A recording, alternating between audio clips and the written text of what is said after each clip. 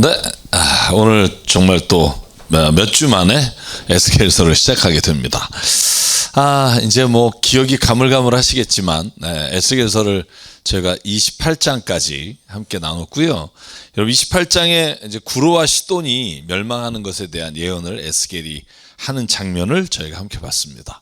그래서 여러분 기억하시나요? 구로와 시돈, 결국 멸망당한 것은 마케도니아 알렉산더 시대에 멸망이 됐다 말씀을 드렸고요. 결국 멸망한 죄는 모든 나라가 비슷합니다만 교만과 부정직함 또 불의함 때문이다, 이렇게 말씀을 해주고 있고, 마지막에 또 시돈도 마찬가지로 함께 멸망당하는 이야기로 끝마무리 되어 있습니다. 그래서 구로와 시돈 이제 예언의 말씀을 함께 봤고요. 여러분 29장부터 32장까지가 이제 에스겔이 마지막 열방에 대한 예언인데요. 이집트에 대한 멸망을 예언합니다. 그리고 33장부터는 예루살렘 성전이 완전히 무너지고 멸망당했다는 이야기를 듣고 48장까지는 이제 회복에 관한 말씀. 저희가 잘 아는 말씀이 아마 에스겔 33장 이후일 거예요. 그죠? 여러분 뭐 우리가 제일 잘 아는 물이 왜 발목부터 차서 뭐 허리에 이르고 막 성전이 다시 회복되는 그런 그 이야기가 에스겔서 후반부에 나오는데, 그건 다 이제 예루살렘 성전이 멸망되고 회복하는 장면이고, 오늘 열방의 마지막 이집트의 멸망의 이야기를 통해서 저희가 우리의 삶을 한번 또 돌아볼 수 있는 시간이 되길 바랍니다. 그래서 여러분 그때야 비로소 나 주가 자기들이 하나님인 것을 알게 될 것이다. 이게 제가 주제라고 말씀을 드렸고, 자 29장을 넘어가 볼게요. 자 29장에 보면 이제 이집트가 나옵니다. 여러분 이집트는 뭐 너무나 우리가 잘 알고 있고 또 성경에 가장 많이 언급되는 나라입니다. 그런데 하나님이 에스겔을 통해서 이집트가 멸망하는 것에 대해서 말씀해 주고 계십니다. 여러분 여기서 11년 그러면 10년 그러면 언제로부터 제가 10년이라 그랬죠? 기억 안 나시겠지만 에스겔이 포로로 끌려갈 때부터입니다. 그러니까 에스겔이 언제 포로로 끌려갔냐? 여러분 여호와긴 아시죠? 여호와긴이 이제 포로로 바벨로니아로 끌려가잖아요. 그때 같이 에스겔이 끌려갔다고 보는데, 그때가 두 번째 포로로 끌려간 BC 597년, 첫 번째가 BC 605년에 첫 번째 포로로 끌려간 사람이 다니엘일 것이다, 이렇게 얘기를 드렸죠. 그래서 그때로부터 10년이 지났다 그러면 몇 년이겠어요?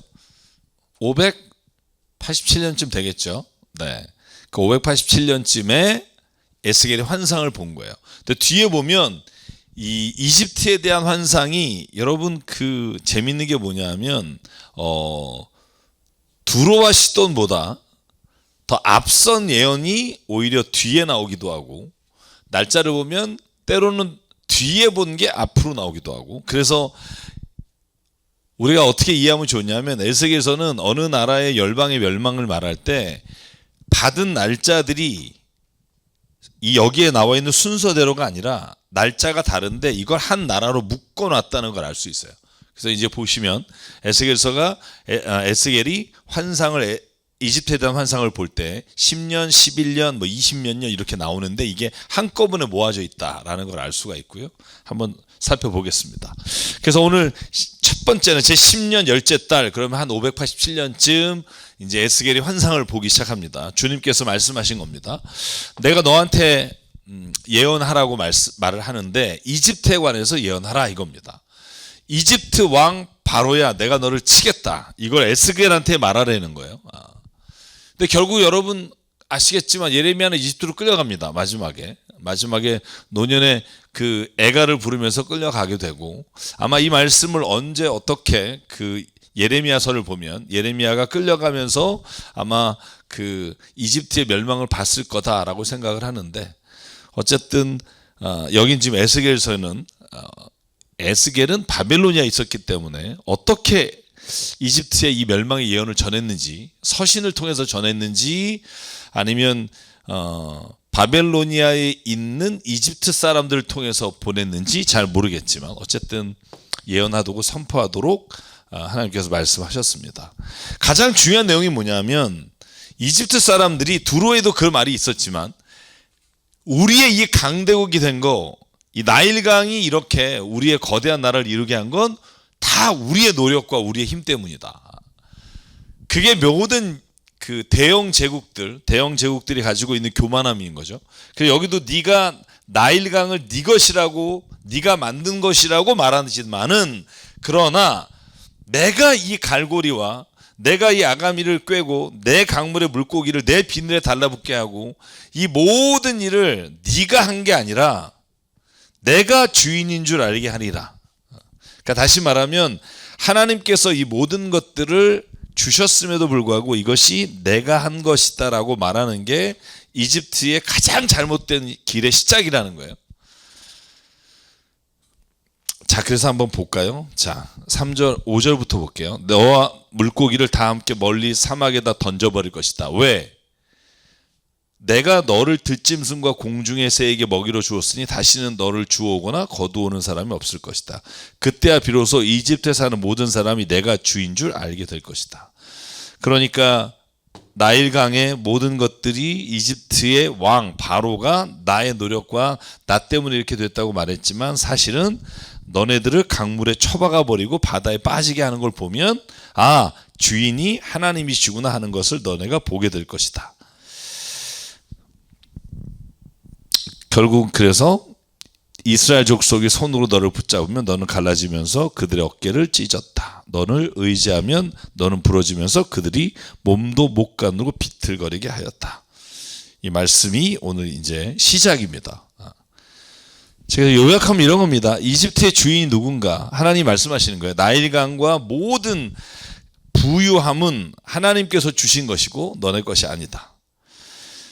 여러분, 이 말씀을 좀 우리의 삶에 적용하면 우리가 가장 하나님이 싫어하시는 게 교만함이다라고 말하는데, 교만함의 시작은 어디서부터 오냐 하면 내가 누리고 있는 모든 게 나의 노력으로 됐다. 이게 교만의 시작이에요. 그래서 여러분, 성경에 보면 모든 죄 중에도 가장 큰 죄가 교만이다. 제가 한번 언급한 적이 있지만 C.S. 루이스가 쓴 책에 보면 살인, 간음, 십계명에 나오는 모든 죄보다 큰 죄가 있는데 그게 교만합니다. 왜냐하면 자기가 하나님 없이 믿지 않고 40년 평생을 살았잖아요. 그러다 나중에 나이가 들어서 하나님을 알고 난 다음에 그가 고백하는 게 그거예요. 내 교만함이 하나님을 믿는 것을 계속 자기에게 믿을 수 있는 기회를 교만함 때문에 내가 믿지 못했다는 거죠. 그리고 그 교만함이 결국 다른 사람에게까지 영향을 미쳐서 인간이 가장 나쁜 길로 빠지는 가장 첫 번째 길이 교만함이다, 이렇게 말하는데, 결국 인생을 살아가면서 하나님이 에스겔을 통해서 우리에게 주신 말씀이 저 이거라고 생각해요. 우리의 인생의 주인도 하나님이시다. 그래서 세상의 모든 것은 하나님으로 창조되고 하나님으로 말미암아 그 목적과 의미가 있다는 걸 잊지 마라. 이게 저는 오늘 그 열방에 대해서 굉장히 오랫동안 예언하지만 거기에 나오는 핵심이라고 생각하고요. 자, 그래서 이집트가 멸망당하는 이유에 대해서 이제 설명합니다. 그리고 그 과정을 좀 설명하는데, 내가 칼을 가져다가 너를 칠 것이다. 사람과 짐승을 너에게서 멸절시킬 것이다. 그때야 비로소 그들이 내가 주인인 줄 알리라. 그리고 또 한 번 강조합니다. 너는 나일강이 너의 것이라고 말하는데, 그런데 사실은 내가 이집트 땅을 멸망시킬 텐데 이집트의 땅을 황폐한 땅 가운데 가장 황폐한 땅으로 만들 것이고, 이집트의 성읍들도 40년 동안은 황폐한 성읍까지도 가장 황폐한 성읍으로 만들어 버리겠다. 그런데 여러분, 이 40년이 왜 40년인지는 정말 제가 찾아본 학자마다 달라요. 그리고 제가 가장 공감하는 건 마치 이스라엘이 광야에서 40년을 방황했듯이 이집트의 꼭 연도에 집착된 게 아니라 가장 큰 고난과 고통을 당하는 것을 40년이라고 표현을 했다라는 게 아마 좀 이해하기 쉬운, 40년이라는 연도를 찾기가 좀 어려운 이유가 거기에 있지 않나 싶고요. 그래서 하나님께서 이렇게 말씀하시고, 그래서 멸망당하는 이유가 뭐냐? 하나님의 은혜와 감사를 잊었기 때문이다. 그리고 제가 아까 말한 대로 교만은 하나님이 주신 것을 내 노력으로 이루었다라고 생각하는 것이다. 저는 그래서 요즘 선거가 한 보름 남았나요? 걱정입니다.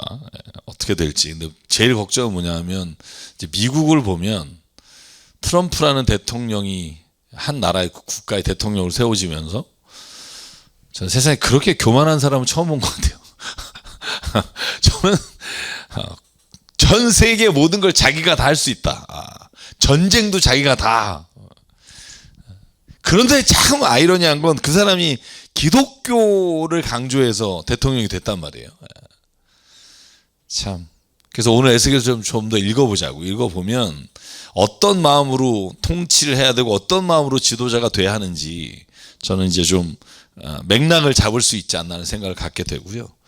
그래서 여러분 교만한 사람은 저는 하나님이 무조건 저는 그 사람은 떨어뜨릴 거라고 확신합니다. 우리가 잘 눈에 볼 수 없는 경우도 있지만 저 사람 정말 왜 하나님 안 꺾으시지 막 왜 저 사람 내치지 않으지 막 이런 경우가 있지만 결국 교만한 자는 그 마지막이 좋지 않을 것이다. 저는 그렇게 믿고 29장 좀 더 보자고요. 40년이 지나면 제가 말씀드렸습니다. 40년에 대한 기간 측정은 좀 쉽지 않다.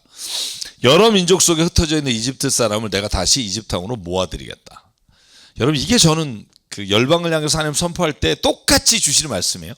북이스라엘도 남유다도 하나님이 포로로 끌려가고 다시 70년 만에 남유다 사람을 회복시킬 것이고 오늘 아침에 여러분 예레미야의 저희 새벽 예배 말씀에 30장 말씀을 보면 북이스라엘 사람도 다시 회복시켜 주실 것이고 그리고 이집트도 하나님이 회복시켜 줄 것이다. 저는 그러니까 여기 제가 좀 설명을 한다면 하나님은 이스라엘만 하나님이 포로에서 해방시켜 주시고 이스라엘만 하나님이 도우시는 게 아니라 이집트 사람도 결국은 하나님께서 다시 포로에서 해방시켜 주시고 다시 그들이 돌아오게 하실 것이다. 더불어 우리나라도 일제로부터 해방되게 하셨고 앞으로도 하나님께서 어떻게 이끄실지 모르지만 모든 열방은 하나님의 주관 안에 있다. 이게 성경이 말하는 가장 중요한 핵심입니다. 우리는 우리나라가 일제에서 해방된 여러 가지 원인을 찾지만 성경은 모든 열방이 회복되는 이유는 딱 하나다. 하나님께서 그 나라를 하나님의 뜻 가운데로 다시 돌이키게 하시고 하나님은 그 구원을 이루어 주신다.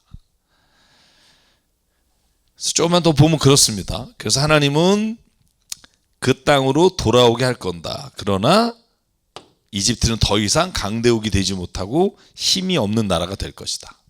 그렇게 예언한 말씀이 거의 이루어졌다. 저는 이렇게 봅니다만. 그래서 나라들 가운데 가장 힘이 없는 나라가 될 것이고 다시는 다른 민족보다 높아지지 못할 것이고 내가 그들을 작게 만들어서 그들이 다른 백성들을 다스릴 수 없게 하겠다. 이집트는 특별히 다시는 이스라엘 족속이 의지할 나라가 되지 못하게 할 것이다. 그렇게 예언합니다. 그래서 여러분 이집트가 당한 것을 보고 이스라엘이 이집트에 의지하지 않게 될 것이다. 왜냐하면 여러분 그 여호와긴이나 이런 모든 왕들이 바벨론으로 끌려간 이유가 뭐죠? 그 사람들이 이집트에게 친이집트를 하다가 결국은 다 끌려갔단 말이죠. 시드기야 왕도 마지막에 갑자기 바벨로니아에서 왕으로 세웠는데 얘가 갑자기 이집트를 하니까 결국은 쳐들어와서 두 눈을 뽑고 포로로 끌려가죠. 그래서 오늘 이 말을 에스겔이 강조하고 있습니다. 자, 29장이 좀 더 남았는데요. 그러면 구체적으로 어떻게 멸망이 되는가 하는 거예요. 자, 27년 첫째 달. 갑자기 여러분 27년 첫째 달이에요. 그리고 뒤에 가면 또 11년 몇째 달 이렇게 나와요. 그런 거 보면 이집트에 대한 구체적인 그 예언의 말씀이 연도별로 쓰인 것도 있지만 이렇게 순서와 과정에 필요한 대로 이렇게 엮었다 하는 것도 알 수 있고요. 어쨌든 바벨로니아의 느부갓네살 왕이 두로를 공격했는데 여러분 파괴시켰다 못 시켰다? 점령했다 못했다? 기억하시나요?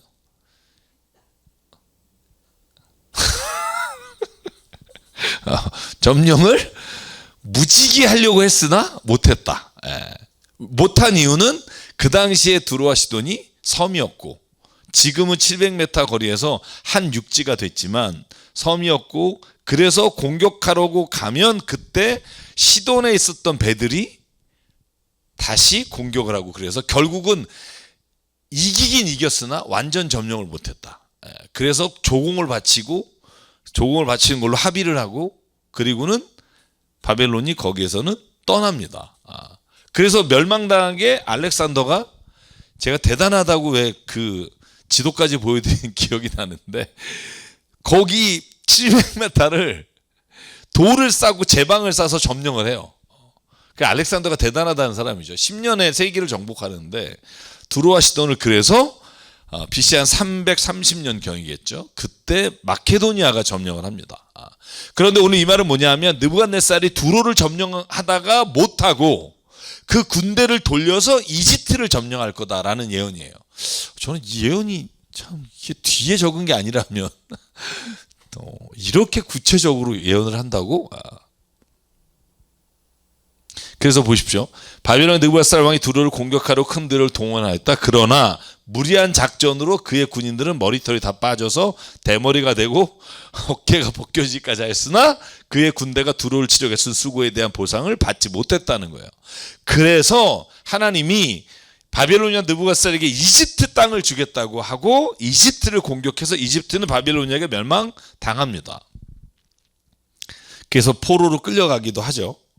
그래서 나중에 앞에 보면 이집트 사람들 40년 뒤에 내가 돌려보내겠다 이렇게 예언하는 장면이 있습니다.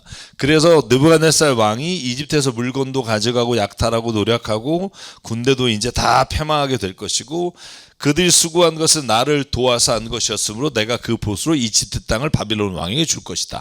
이걸 보면 뭘 알 수 있냐면, 바벨론이 남유다를 멸망시킨 거, 이집트를 멸망시킨 거, 강대국을 멸망시킨 이유는 그 땅의 죄악 때문이다라고 성경은 기록하고 있는 거예요. 세계사는 그렇게 보이지 않지만, 그래서 그날이 오면 내가 이스라엘이 새 힘을 가지고 너의 입이 열려서 그들 한가운데서 외칠 수 있도록 말할 수 있는 능력을 너에게 주겠다. 그러니까 이스라엘을 다시 강하게 세워주시겠다라는 약속의 말씀도 함께 주십니다. 재밌죠? 근데 이거가 역사적으로 이루어진 대로 이렇게 기록하고 있다는 게 좀 놀랍고요.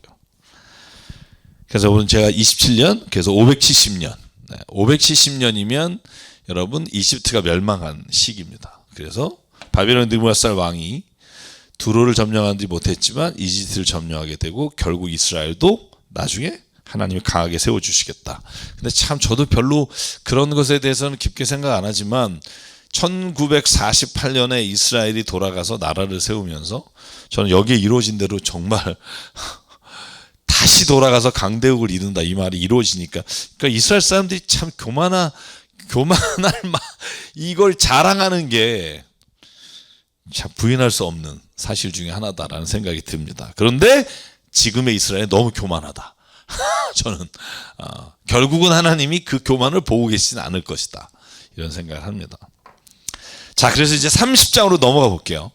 32장 굉장히 깁니다. 29, 30, 30, 32 4장이 이집트의 멸망에 관한 장인데 오늘 아마 다 마치지 못할 것 같아요. 중간중간에 좀 내용들이 있어서. 자, 주님이 말씀하십니다. 또 말씀하시기를, 사람아 예언해라. 그날이 가까이 왔다. 그날이 뭐냐면 이집트가 멸망하는 날입니다. 여러분, 이집트의 남쪽 경계선을 이루고 있는 나라가 이디오피아예요. 그래서 옆에 이디오피아까지도 고통을 당할 것이다. 이집트에서 많은 사람들이 칼로 쓰러지고 제사를 약탕당하고 이집트는 그 기초가 파괴될 것이다. 그 여기에 5절에 나와 있는 나라들은요, 다 애굽과 연합전선을 폈던 나라들이에요. 이디오피아, 리비아, 리디아, 아라비아와 굽, 그리고 모든 동맹국들의 백성들이 이집트 사람과 함께 칼에 쓰러질 것이다. 자, 나 주가 말합니다. 이집트를 지지하는 사람들이 쓰러질 것이다. 이집트에 거만하던 권세가 꺾일 것이다. 여러분, 믹돌에서 수에네까지, 이게 어디냐 하면 믹돌은 북단의 끝이고요, 이집트의 남단은 여러분 수에네라고 되어 있는데, 수에네는 제가 한번 설명드릴게요. 네. 잠깐만요. 네. 수안에는 구스 지역입니다. 그래서 동편에 위치한 에티오피아의 성읍이고, 그리고 애굽과 이렇게 경계를 이루는 곳입니다. 그래서 이집트의 북쪽과 남쪽 경계를 일컫는 날이고, 그래서 믹돌에서부터 수엔에 이르기까지 사람들이 칼에 쓰일 것이다. 그러니까 완전히 멸망할 것이다. 뭐 이런 내용을 담고 있고요. 자, 그래서 좀 언급하면 그날 여호와의 날에 이집트는 하나님의 심판을 받아서 멸망하게 될 것이다. 제가 이 그날을 좀 설명하려고 하는데요. 제가 이 그날이 믿는 사람에게는 구원의 날이고 믿지 않는 사람에게는 심판의 날이라고 그랬잖아요. 그런데 이 여호와의 날은 이스라엘만이 아니라 믿는 사람만이 아니라 모든 사람에게 하나님께서 약속하신 날입니다. 그날은 하나님은 심판하시겠다. 그날. 근데 여러분, 이 그날이 자꾸 미래적인 사건으로만 생각한단 말이죠. 근데 그게 틀린 건 아닌데, 제가 오늘 정리하고 싶은 건 그날은 우주적으로 일어나는 날이고 전 인류에게 일어난 사건입니다. 그래서 미래적이지만 동시에 현재에도 일어나고 있다. 이 말은 뭐냐면 하나님은 오늘도 이집트나 아시리아나 바빌로니아나 북이스라엘이나 남유다를 심판하시고 멸망하시는 일들이 역사에 일어나잖아요. 그러니까 미래에는 영원한 심판이 있겠지만 지금 이 시간에도 하나님의 심판은 계속된다. 한 나라의 흥망성쇠를 성경은 뭐라고 말하냐면 하나님께서 심판하셨다고 보는 거예요. 그래서 여러분, 이스라엘의 역사 중에 예루살렘이 멸망한 걸 보고 하나님께서 심판하셨다고 말합니다. 그러니까 미래에만 있는 게 아니라 그날은 오늘도 우리에게 일어나는 심판의 날이고요. 근데 이게 꼭 눈에 보이는 현상으로만 일어나는 게 아니라 우리의 심령 안에, 우리의 마음에도 오늘 그날이 일어난다는 거예요. 그러니까 죄를 짓고 우리가 뭔가 하나님의 뜻을 거역했을 때 하나님이 우리 안에 심령 가운데도 마치 하나님의 심판이 일어나는 것처럼 우리에게 마음이 아프게 하시고 괴롭게 하시고 쓰라립게 하시고 죄에서 돌이키게 하시는, 그게 저는 여호와의 날, 주의 날, 그날, 성경에서 말하는 그날에 하나님께서 오늘도 우리 현재 눈에 보이는 것을 통해서도, 우리 심령을 통해서도 하나님의 심판은 계속 이루어지고 있다. 우리가 그걸 믿는 거죠. 그래서 악인의 형통함을 보며 시편에 보면 그런 말 나오잖아요. 너희가 괴로워하지 마라. 하나님은 악인을 반드시 이 세상에서 멸하실 것이다. 여러분, 그 믿음이 없다면 사실은 살기 힘들죠. 근데 그게 영원한 심판까지 이어질 것이다. 자, 그렇게 언급하고 있습니다. 자, 그래서 30장을 좀 보면, 자, 지역마다 또 멸망이 나와요. 여러분, 이게 좀 이제 제가 너무 지명이 많이 나와서 조금만 뭐 다는 설명 못 드릴 것 같고요. 네. 저는 이집트의 멸망을 보면서 에스겔서에서, 에스겔이 지금 바벨로니아에 있잖아요. 바벨로니아에 있는데 지금 이집트에 있는 모든 지역마다 하나님의 멸망 선포를 해요. 정말 제가 구체적으로, 네. 수산성에서 이렇게 그발강가에서 어떻게 이걸 알게 될까 봐 이런 생각이 드는데, 자, 그날이 오면 내가 보낸 사자들이 배를 타고 안심하고 이디오피아 사람을 놀라게 할 것이다. 이집트가 고통을 받는 바로 그날에 이디오피아 사람들이 고통을 당할 것이다. 정말 그 일이 닥쳐오고 있다. 여기서 이디오피아 사람들이 왜 고난을 당하냐 하면, 주석서를 읽어보면 이런 표현들이 있어요. 이집트 사람들이 바벨로니아가 쳐들어와서 멸망당할 때 이디오피아로 넘어가서 도망갈 때 이디오피아까지 바벨로니아가 주변에 동맹국까지 다 쳐버리게 될 거다. 그래서 같이 언급되고 있다. 그 나라를 멸망시키고 그가 민족들을 가고 가장 잔인한 군대를 이끌고 느부갓네살 왕이죠. 그들의 칼을 뽑아 이집트를 쳐서 칼에 죽은 사람들 그 땅에서 가득 채울 것이다. 자, 13절부터 볼게요. 나 하나님 말한다.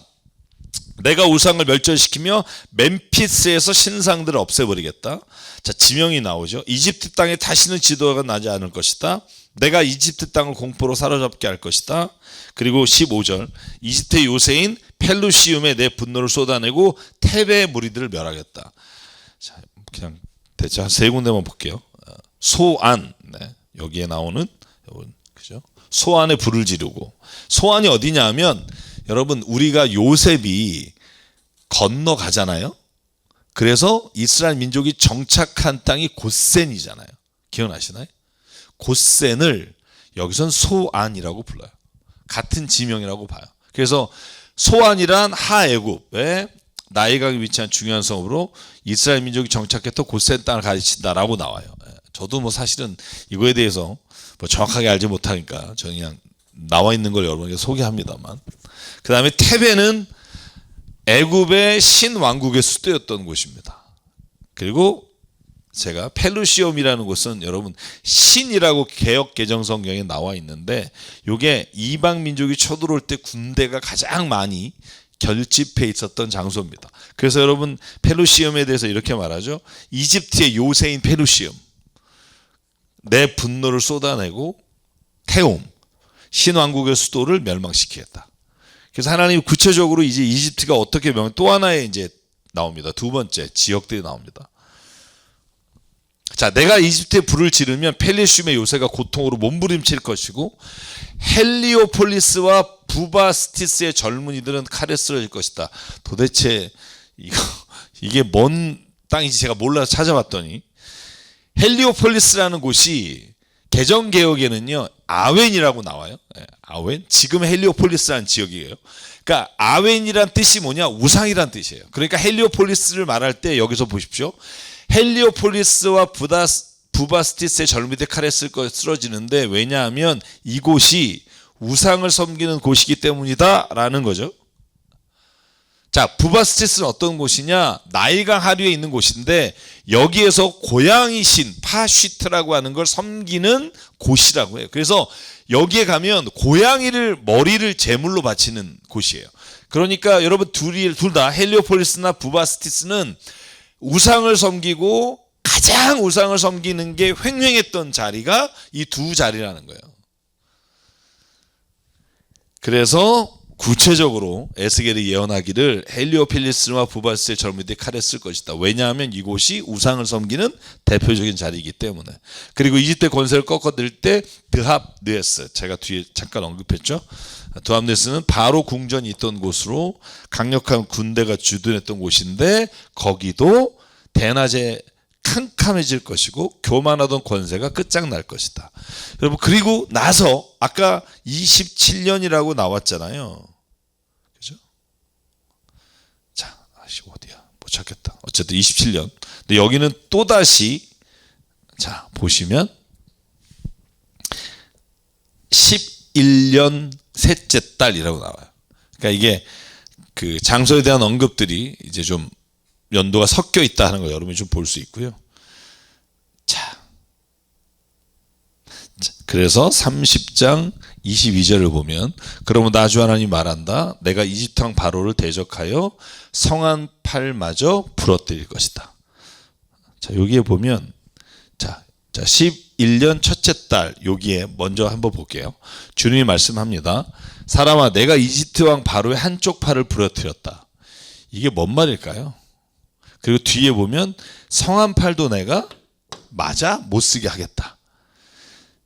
자, 이게 뭐를 표현하는지 사실 정확히 모르지만 그 성경을 연구하는 주석가들이 쓴 걸 보면 이렇게 돼 있습니다. 한쪽 팔이 부러졌을 때가 BC 609년. 여러분 기억나시는 게 있나요? 609년? 제가 왜 여러분에게 갈그미스 전투 막 지도 막 그리면서 설명했잖아요. 그죠? 갈그미스 전투에서 누가 죽죠? 요시야 왕이 죽어요. 요시야 왕이 왜 죽죠? 애굽에서 올라가는 느보 왕이 아시리아를 도우러 가요. 왜냐하면 바벨로니아가 막 거대해지니까 아시리아와 전쟁을 하는데 아시리아가 이집트에게 구조 연정을 해요. 그래서 애굽 왕이 올라가는데 그 골목길에서 갈그미스에서 만나서 요시야 왕이 괜히 편들다가 애굽 왕에게 죽어요. 그때를 언급하는 거라고 봐요. 그래서 그때 한쪽 팔이 꺾이죠. 그래서 바벨로니아가 이겨요. 그러나 완전히 점령을 못해요. 그런데 아까 말한 570년에 다시 이집트에 내려와서 이집트를 멸망시킨단 말이죠. 거의 비슷한 시기에 멸망당하는데, 그래서 치료 못하고 싸매고 있을 때 그때 하나님이 나머지 팔도 못 쓰게 하고 완전히 멸망시키겠다. 여러 민족 가운데 내가 그들을 헤쳐놓겠다. 그래서 이집트가 그때 또 갈기갈기 포로로 끌려갑니다. 내가 바벨론 왕의 두 팔을 강하게 하고 내 칼을 그의 손에 쥐어주겠다. 그러니까 이집트는 두 팔을 성하지 않게 하고 바벨로니아는 두 팔을 강하게 하고, 이걸 좀 주목해 봐야 됩니다. 왜냐하면 뒤에 나오는 나무의 비유가 이 두 나라에 대한 비유이고 아시리아까지 아주 대단히 좋은 비유들이 있습니다. 저도 요번에 읽으면서 굉장히 많이 깨달은 부분인데요. 자, 그래서 바로가 바벨로니아 앞에서 칼에 찔린 사람처럼 신음할 것이고 이집트가 멸망한다는 얘기죠. 네. 재밌어요. 이집트는 두 팔을 다 상하게 하고 바벨로니아는 두 팔을 강하게 한다. 그러니까 결국 하나님께서 이 모든 일을 주관하신다라는 거예요. 에스겔에 의하면. 그때야 비로소 내가 주 있는 줄 알리라. 자, 이 앞에 30장이 이렇게 시작하잖아요. 이집트 사람들이 특히 바로 왕이 나일강과 나일강에 이루어진 모든 풍요로움이 나 때문이다라고 말했는데, 그런데 이런 일이 일어날 때 너희가 내가 주인인 줄 알 거다. 우리도 마찬가지죠. 사실 뭐 내가 잘 나오고 그럴 때는 뭐 내가 막 이걸 다 한 것 같은데 어느 날 모든 것들이 또 무너지고 그럴 때 보면 하나님이 주신 건데 내가 좀 잘할 걸 뭐 이런 후회가 있잖아요. 그래서 하나님 마지막 내가 이집트 사람을 여러 민족 가운데 흩어놓을 것이고 문 나라로 헤쳐놓을 것이다. 그때야 그들은 내가 주인인지 알 거다. 자, 그리고 31장. 네, 오늘 31장까지 아마 갈 것 같은데 31장에 보면 또다시 제11년 셋째 달 초하루에 주님께서 에스겔에게 말합니다. 여기는 정말 재미있는 비유가 나와요. 이 백향목과 나무의 비유인데 저는 성경에서 이런 비유는 또 처음이자 마지막이 아닐까 이런 생각이 들어요. 자, 이런 비유입니다. 이집트 왕 바로에게 말해라. 너의 위험찬 모습을 누구와 비교할 수 있겠느냐. 너네 참 대단해 이렇게 말하고, 근데 말이야 아시리아도 대단했었어 이런 거예요. 너 이집트 너 아시리아하고 동맹도 했었잖아. 아시리아도 대단했어. 여러분 처음에는 아시리아하고 애굽이 적대국이었잖아요. 서로 땅 차지하려고 막 전쟁하다가 바벨로니아가 생기니까 두 나라가 연합해서 바벨로니아하고 싸우죠. 세계가 그래요. 영원한 적국도 없고 영원한 동맹국도 없다고 이런 거 볼 수 있죠. 자, 하나님 말하는 거, 이집트 너네 대단하다고 생각하니 아시리아도 대단했어. 아시리아는 한때 레바논의 백향목이었어. 그러니까 뭐 어마어마하게 좋은 나무였어. 그 기지가 아름답고 그 그늘도 숲의 그늘과 같았어. 나무의 키도 크고 꼭대기는 구름으로 뻗어 있었어. 그러니까 엄청난 위용을 가지고 있었다는 거예요. 너는 물을 넉넉히 먹고 큰 나무가 되었다. 깊은 물줄기에서 물을 빨며 크게 자랐다. 다시 말하면 아시리아가 이렇게 거대한 백향목이었을 때 이집트는 그 아시리아의 물을 먹고 자라고 있었다는 거예요. 자, 5절. 너는 들의 모든 나무보다 더 높이 자랐다. 흐르는 물이 넉넉하여 굵은 가지도 무수하게 많아지고 가는 가지도 길게 뻗어졌다. 그러니까 이집트도 땅이 넓어지고 영토가 넓어지고 공중에 모든 새가 보금자리를 만드는 정도로 커졌다는 거예요. 내가 크게 자라서 아름다워지고 그 가지들이 길게 자라 뻗친 것은 네가 물이 많은 곳에 뿌리를 내렸기 때문이다. 자, 그런데 기억해야 될 것이 이겁니다. 제가 제목을 잡았는데 대제국을 이룬 건 하나님의 도우심이었다는 거죠. 하나님의 동산에는 백향목들도 너에 비하면 아무것도 아니다. 엄청나게 하나님이 너를 축복해서 그렇게 세우셨다는 거예요. 잣나무도 내 굵은 가지와 비교가 안 되고 단풍도 마찬가지고 어떤 나무도 너보다 아름답지 못했다. 하나님이 이렇게 이집트에게 말씀하십니다. 그런데 그 이유가 뭐냐? 여러분 한번 보실래요? 9절이에요. 내가 네 가지들을 많게 하고 너를 아름답게 키웠다는 거야.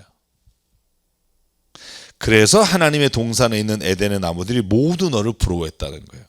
반복하는 거죠. 하나님이 너를 키웠다. 그러니까 하나님이 해주셨다. 너는 왜 그걸 기억하지 못하니?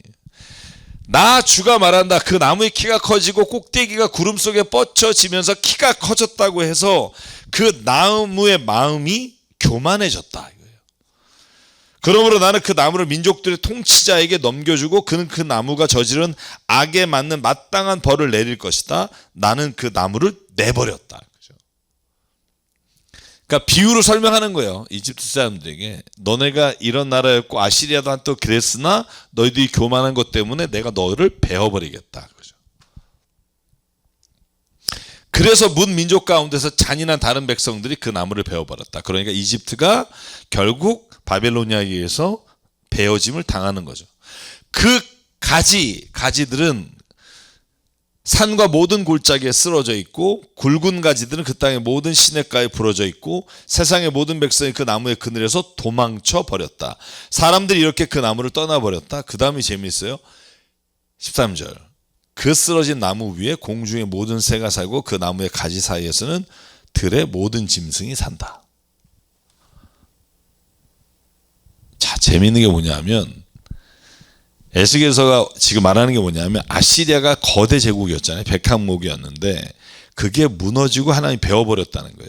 이집트도 거대 제국이 됐고 막 구름 위까지 뻗어나는 백항목이었는데 하나님이 베어버렸다는 거예요. 그런데 그 베어버린 나무들이 이제 강가에 있잖아요. 그런데 그 옆에 있던 나무들이 그 자양분을 먹고서 자란다는 거예요. 그러니까 여러분 이집트가 망한 것으로 인해서 끝나는 게 아니라 그 주변에 있던 조그만 나라들이 주변의 나라들이 이집트가 망한 것을 자양분으로 삼아서 그 나라가 또 거대한 나라로 크게 된다는 거예요. 그러니까 주변에 있는 작은 국가들이 대제국의 영향분을 받아서 다시 성장하게 된다. 그러니까 성경은 뭐라고 말하냐면 이렇게 대제국들이 흥왕하는 거, 흥하고 망하는 모든 것들이 하나님의 역사 안에 있고 그리고 그것을 통해 또 주변의 작은 나라가 크게 된다. 자, 그것을 물가의 나무들이 다시는 키 때문에 교만하지 못하게 하는 것이다. 그러니까 그 작은 나라들이 다시는 크게 되지 못하게 하시겠다는 거고 그 꼭대기가 구름 속으로 치솟지 못하게 할 것이다. 왜냐하면 그들이 교만하지 않게 하시는 것이다. 그래서 여러분 때로는요 저는 그런 생각합니다. 하나님이 나에게 왜 더 많은 축복을 안 하실까? 저도 뭐 농담처럼 말하지만 로또도 안 되고 왜 그럴까 뭐 이런 생각하고 좋아요. 그러면 그런 생각해요. 너무 만약에 내가 소유가 많아지면 하나님을 찾을까? 그죠? 마음으로는 그러죠. 주님, 내 주님밖에 없습니다. 그냥 이게 목사님 솔직히 한 300억 생기면 뭐 굳이 이렇게 힘들게 나만 그런가? 아니 뭐 내가 뭐 굳이 목회는 안 해도 주님 영광 위에 살지 뭐 이런 마음 갖지 않겠어요? 그래서 저는 오늘 이 말씀이 되게 와닿는 게 뭐냐면 다시는 교만하지 못하게 하려고 하나님이 구름 속 위를 솟아오르게도 못할 것이고 물을 빨아들이는 모든 나무가 교만에 머물지 못하게 한다. 그러니까 때로는 하나님이 막으시는 것도 은혜다 뭐 이런 말 하잖아요. 근데 그게 진짜 그렇다는 거예요. 안 그러면 내가 하나님 앞에 이렇게 나와서 진짜 하나님과 동행하는 삶에 대한 어떤 그리움을 가지고 있을까? 쉽지 않죠. 왜냐하면 교만 때문에 모두가 죽음에 넘겨진다는 거예요.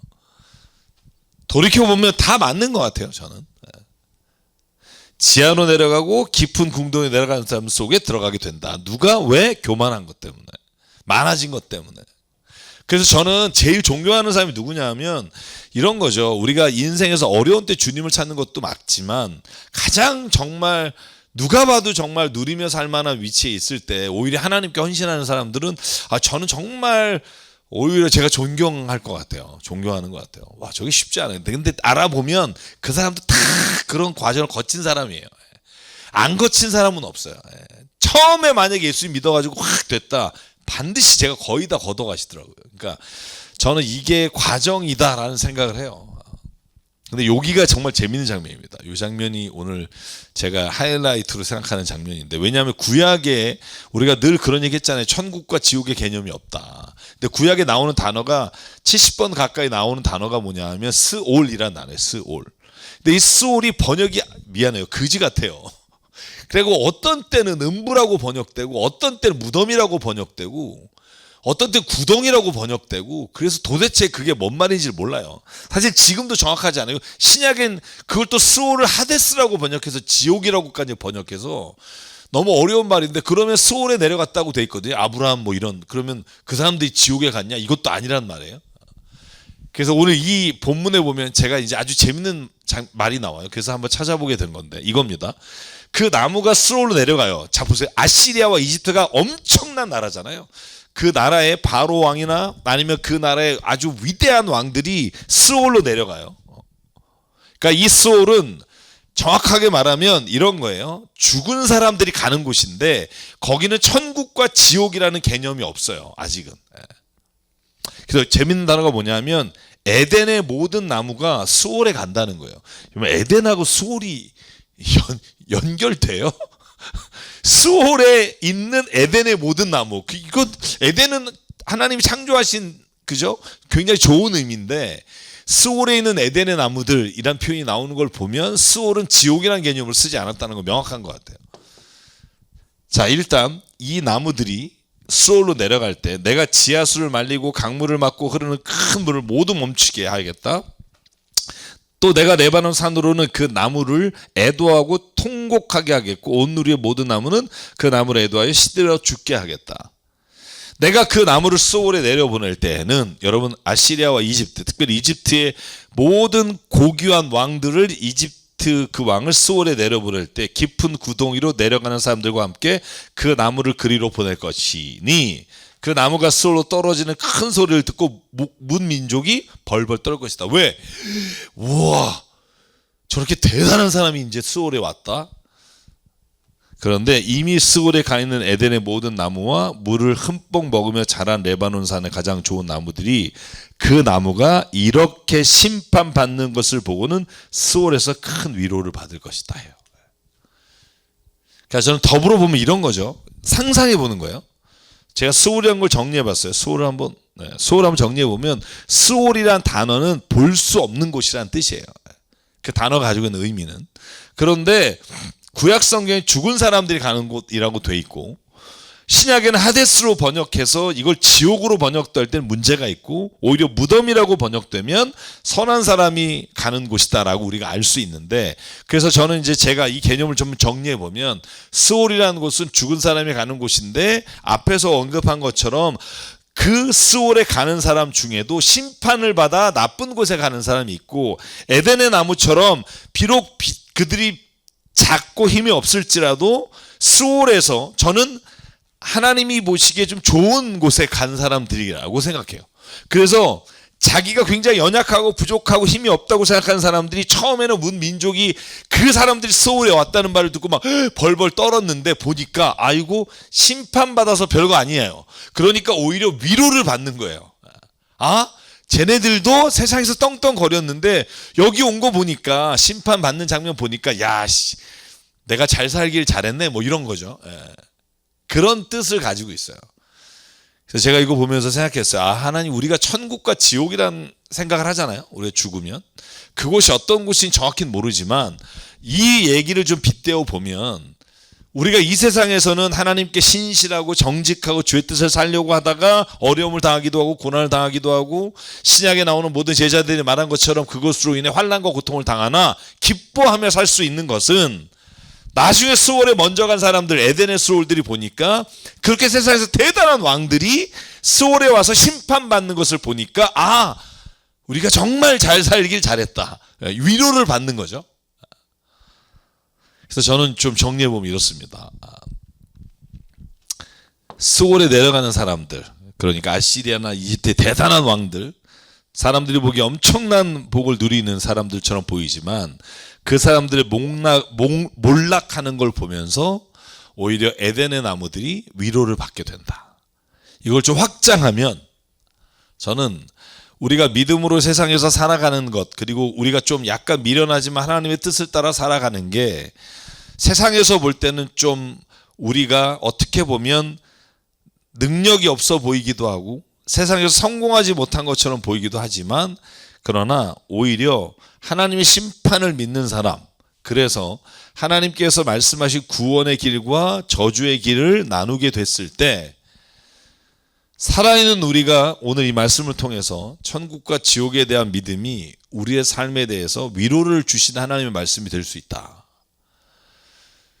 이걸 좀 나쁘게 본 사람이 니체인데요. 니체는 약자의 하나님 이렇게 말합니다. 그래서 세상에서 힘들고 어렵고 약한 사람들은 죽어서 천국 가는 걸 소망하게 돼서 오히려 기독교가 약한 하나님, 약자의 하나님, 굉장히 비굴한 사람들의 하나님 이렇게 좀 부정적으로 보지만 저는 오히려 그렇기 때문에 긍정적으로 볼 수 있다고 생각해요. 오히려 이 세상에서 정말 악을 행하지 않고 자기의 권세와 힘으로 남을 누르지 않고 자기가 가지고 있는 돈의 권세로 다른 사람을 막 비굴하게 만들지 않는 그 사람들이 이 세상에서 연약해 보이지만 결국은 하나님이 그 사람을 높이셔서 그 사람들을 통해 하나님의 나라를 이루어 가시는 것을 저는 위로를 받게 하시는 게 저는 에스겔서의 말씀이라고 생각해요. 오히려 약한 자의 하나님이 아니라 겉으로 볼 때는 약하고 부족해 보이지만 그 사람들이 진짜 강한 사람이고 진짜 이 세상에서 하나님의 뜻을 바라볼 수 있는 사람들이 아닐까. 그래서 오늘 에스겔서를 보면서 31장까지 오늘 하나님께서 우리에게 내 삶의 모든 것이 하나님의 은혜요, 하나님께서 선물로 주신 것이고 내 노력과 내 힘으로 되었다고 교만해지지 않을 때까지 하나님은 우리를 그 모든 것을 누리는 기쁨을 주신다. 그러나 교만하는 순간부터 우리는 그 기쁨이 아니라 우리의 욕심으로 말미암아 우리가 스스로 무너지게 되고 결국 오늘 에스겔의 31장 마지막 말씀처럼 우리가 나중에 스올에 가서 우리가 하나님의 심판 이후에 우리가 하나님이 행하시는 약속의 말씀으로 위로를 받게 될 것이다. 이런 그 믿음을 가지고 살아가기를 주의 이름으로 소망합니다. 그래서 오늘 이 말씀을 여기까지 보고요. 다음 주는 제 개인적으로 장애인분들하고 가는 날이라 한 주만 더 쉬겠습니다. 그 다음부터는 쉬는 날이 없을 겁니다. 어쨌든 여러분 한 주간 행복하시고요. 또 만나 뵙겠습니다. 샬롬.